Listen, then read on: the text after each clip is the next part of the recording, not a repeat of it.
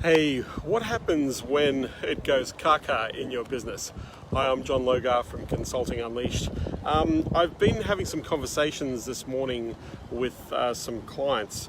Not with clients, with some prospective clients about their businesses and about some of the issues that they're facing in terms of dealing with some of the disruptions that are occurring in their industry in relation to sales, marketing, in terms of competition, deregulation, all those sorts of things, globalization, and in listening to the stories of some of these businesses, what I realize is they're focusing on the wrong thing, and two, they're not being proactive in growing or generating the types of clients that they want to be doing business with.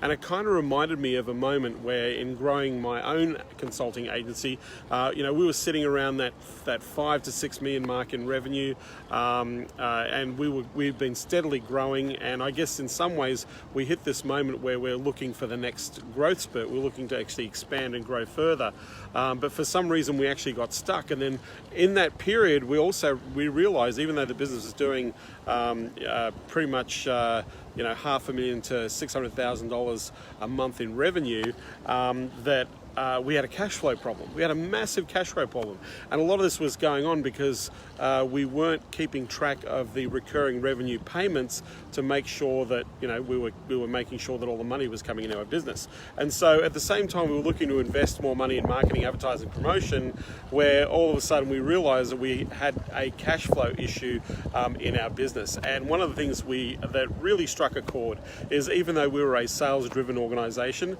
we weren't making sales. We had taken our eye off the ball. We'd taken our foot off the accelerator, and we became complacent. And so in a lot of ways, we were hiring people, growing, affecting our cash flow, not really thinking about our strategic growth in terms of generating clients. And so we were wondering what was going on and why all of a sudden at $600,000-$700,000 in recurring revenue a month that we were struggling. So it was really interesting that when we sat down and we started looking at the numbers, that our attitude changed completely to our business. And one of the things we got back on the road, or got back on the horse with, was that we had to go and actively, consistently go and generate clients. We had to go back to our lead generation strategies, start to focus on being very specific about the type of client we wanted to deal with, and more importantly, look at ways of engaging those customers in the market as quickly as possible.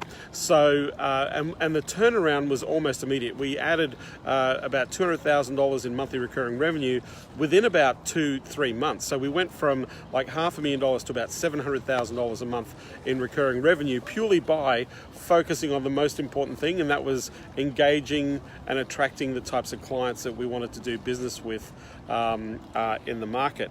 And so our lead gen was really simple. We had a team. The way we worked in, we had a sales pod, and we worked that sales pod. So the sales pod was a team of 2 groups of 3 people. So there were 2 people that were just focused on engaging leads, generating leads. That's all they did. Then we had 2 people who were appointment setters, and we had 2 salespeople that those appointments were being set for. And so the idea was our sales team had at least between 15 and 18 opportunities every single week just to sell. And this worked brilliantly, because what it did was it had a focus of consistency in engaging customers in the market. So it built a huge amount of momentum, but also built a huge amount of deal flow, so that any one time we knew we could add $50,000 to $100,000 extra in recurring revenue in any given month, because we had that consistency in that volume. So sometimes we do take our eye off the ball, and in speaking to a couple of these prospective clients today, they have literally taken their eye off the ball. They're focusing on totally the wrong thing. They're not focusing on actively engaging their prospective customers. They don't have they're not following a defined sales process for their business. They're minimizing their opportunity by being complacent in where they are in their business.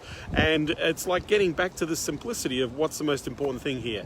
Actively engaging new customers on a consistent basis, making sure that your existing customers are investing in as many of the services that they can gain benefit from as possible. And number 3, making sure that you keep those clients for as long as possible. So sometimes you can get complacent, as I have been complacent in my business businesses, and every now and again the caca is going to hit the fan, and whilst you're in that moment, sometimes it's a challenge to drag yourself out of those situations to make sure that you're focusing on the things that are really important in your business, and that is your numbers, that is the cash flow, that is the revenue that's coming in, because that creates the resources and opportunities for you to expand and for you to grow.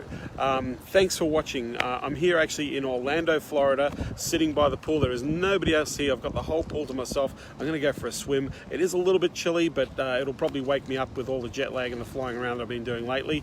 I look forward to seeing you on the next video.